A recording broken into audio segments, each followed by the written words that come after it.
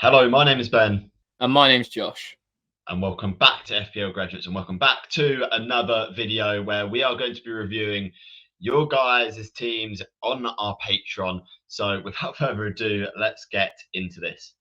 Okay, yeah, so we asked for a few of you guys to just send across your teams to get put into a YouTube video on the Patreon. So this is Casper's up first. A 3-4-3. He's gone with Salah and Haaland, so two premium options. There's been a lot of discussion about this in our Patreon, whether to go with the Trent or to go with Salah. Me and Ben are both divided, so it's a bit of a controversial topic in there. But yeah, Ben, run us through this team and what you think of it. Yeah, so he's gone with Onana in goal now. As a £5 million option, I really do think he is a great option to go for. He's going to get a high underlying number of bonus points potentially with Manchester United keeping clean sheets. We know they kept the most clean sheets last year and they're improving on their keeper, which solidifies for me the potential for Man United to get more clean sheets than they did last year.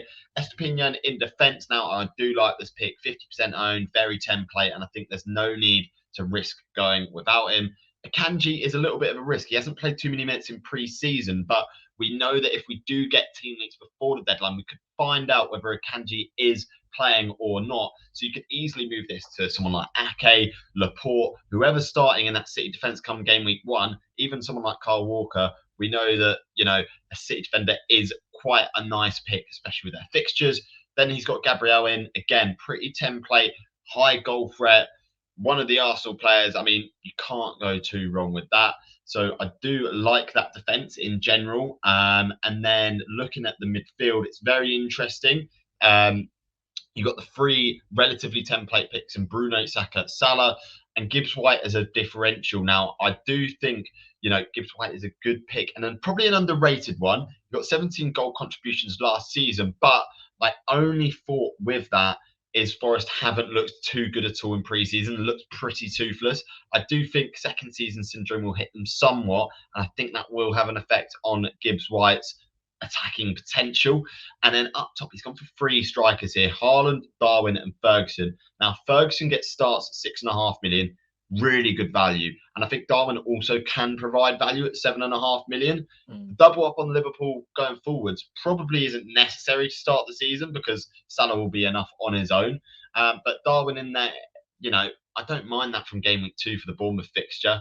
And then obviously Haaland up front. If we look on his bench as well, he's gone a couple of Chelsea boys in there, Gusto and Colwell, which I don't mind at all. If Reece James is injured, I think Gusto comes in and he has played quite well. I've been quite impressed with him in pre-season.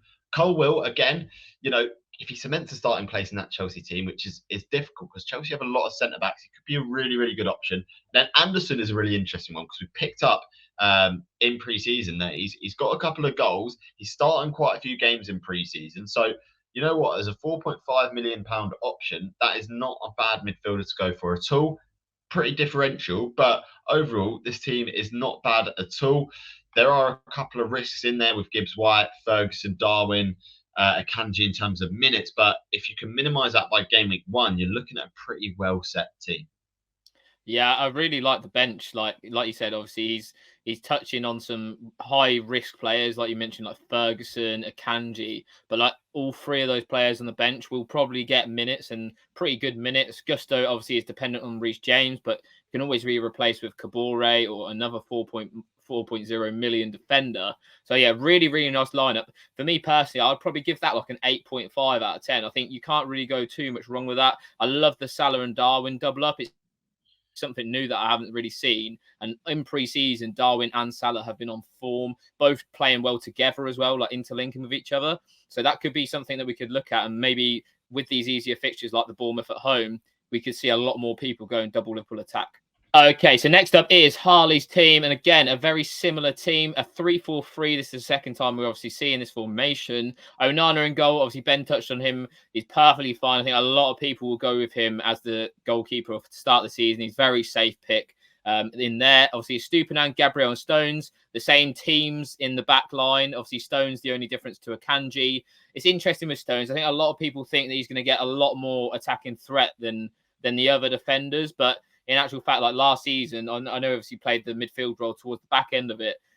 other defenders were getting more goal involvements than him. In pre-season, though, he has got a goal involvement. I've seen Alvarez laying the ball off to him on the edge of the box, so getting more shooting opportunities. But is that worth 0.5 more million than the others? We'll have to wait and see. And obviously, he's still a rotation risk like the others as well.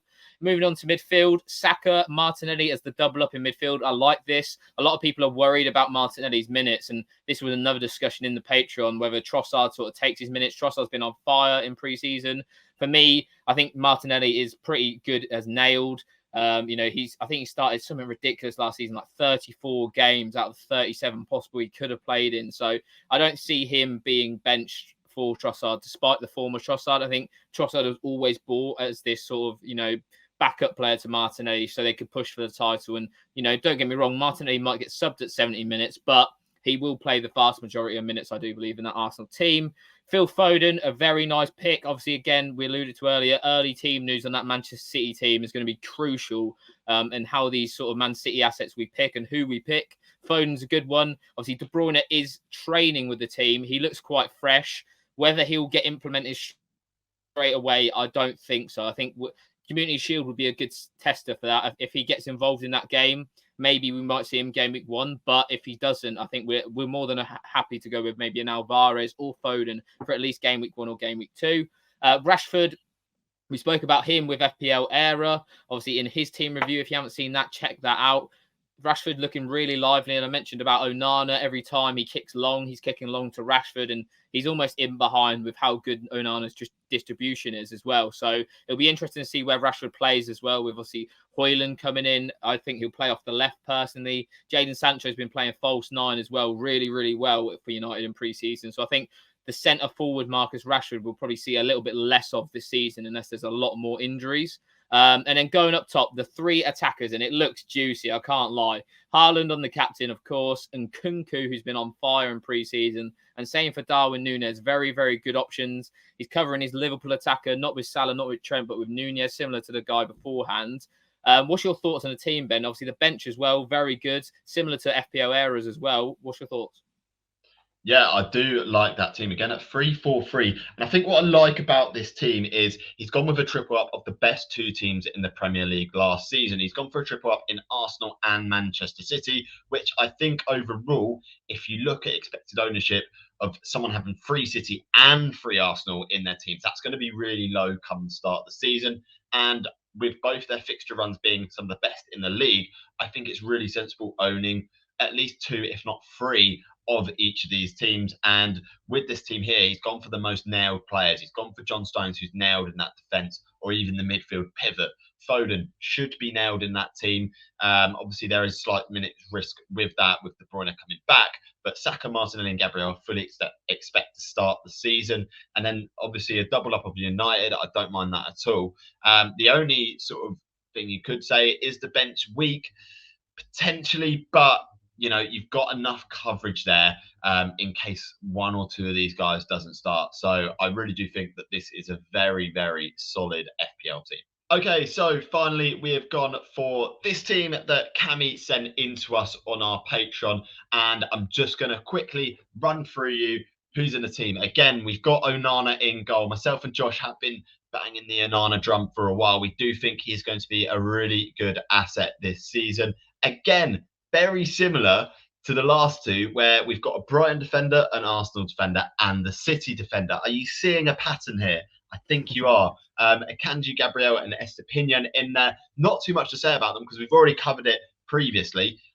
In the midfield, we've got Bruno Fernandes, Enciso, Saka, Mbeumo, and Salah. Now, this is interesting because Enciso I've been hot on for a while. I think if he's nailed on in that Brighton team to start the season, could have a fantastic breakout season, but it's if he nails down the starting spot. Brighton have recruited really well over the summer, and they've got a plethora of options going forwards. And with Europa League rotation, there's potential that he may not start, but we just don't know that until really the first game week of the season. We'll get a better idea this weekend when Brighton play their final pre-season game. They'll probably and most likely play their strongest possible lineup. Mbeumo in there, and you know what? I really do like Mbeumo as 6.5, and there's a lot of 6.5s that we can go for because, every single 6.5 that we're looking at has their merits. And Mbeumo is that he's nailed on in that Brentford team, and he's on penalties and potentially set pieces as well. And their fixture run is pretty nice as well. Tottenham at home, maybe seen as a tough start, but we've seen Brentford do it against North London teams before on game week 1 of an FPL season. And then Salah as well, we've gone for here. Going for the 2 premiums, it's very interesting. But looking at the team here, it doesn't look like there's too much compromise as a result of it, which is really nice to see. And then obviously up top, Gabriel Jesus and Haaland. Again, being able to go with an £8 million striker as well as Salah is quite impressive to do so. And then if we look at the bench here, this is where we're probably going to see a little bit of the, obviously going with Salah, this is a sacrifice we'll have to make. 2 £4 million defenders in Bell and Gusto, and then Archer as well as Areola. Now, my initial thoughts are Gusto, you probably, in my opinion, to convert to a £4 million player that's more nailed from the get-go, because obviously there's not too much coverage on that bench. Josh, what are your thoughts on this team? Are you thinking in the same vein as me that they're potentially getting someone more nailed in that sort of £4 million defensive substitution spot? Yeah, 100%, especially if you're going with Enciso. Enciso, for me, is not a nailed option at that Brighton team right now. Obviously, we'll see more maybe with more pre-season to play, but for right now, I would either change Enciso to a more nailed 5.5 million midfielder, maybe someone like Andreas Pereira. Even he is probably still a bit of a minutes risk coming back from injury. So have a look around, have a shop around at 5.5 there personally. And I agree with what you were saying with the £4 million defender. One of those needs to play every single week. And obviously Luton and Burnley do blank in game week 2. So having a different one to Luton as well will be really, really good. So for me, if I had to choose, I'd probably go with Kabore from Luton instead of Bell. I think Kabore is probably a better option. He's lesser owned. He's also playing wing back, which should mean he might get more attacking returns potentially. And then also instead of Gusto, I'd probably look towards maybe Bayer. Obviously, he scored in pre-season. Baldock as well scored in pre-season. So these guys could have some good upside. And I think the £4 million defender this year could be a viable option in this scenario where you want to pump all the cash into those forward line and sort of have those 2 premium options. I think it is viable, but you do have to pick the right assets, as Ben alluded to. Okay, so that rounds up the team reveals from our Patreon members. Thank you once again to those of us who are in the Patreon for sending those over. And if you are interested, this is what our Patreon is about. It gives you access to our Telegram, which gives access to a plethora of chats, which basically gives you a little bit, hopefully, of an advantage compared to everyone else. Yeah, we have people sign up just to sort of beat their friends in mini leagues. A lot of people want team reviews, and as we've spoken about before, we can't do team reviews on socials because sadly we just get too many. So for the people who do want to get their team reviewed by us, they can put their team in here any time of the day. Me and Ben will get back to them in due course. All the pre-season info that we pick up is in here in the team news chats. Any early team news as well goes in there as well.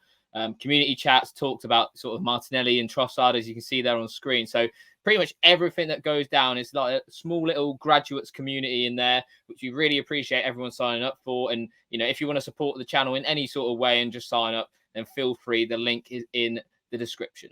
Yeah, and if you are interested in getting daily in-depth content, you know now where to go to get that from the FPL graduates. And as usual, thank you for watching this YouTube video. We hope you liked it.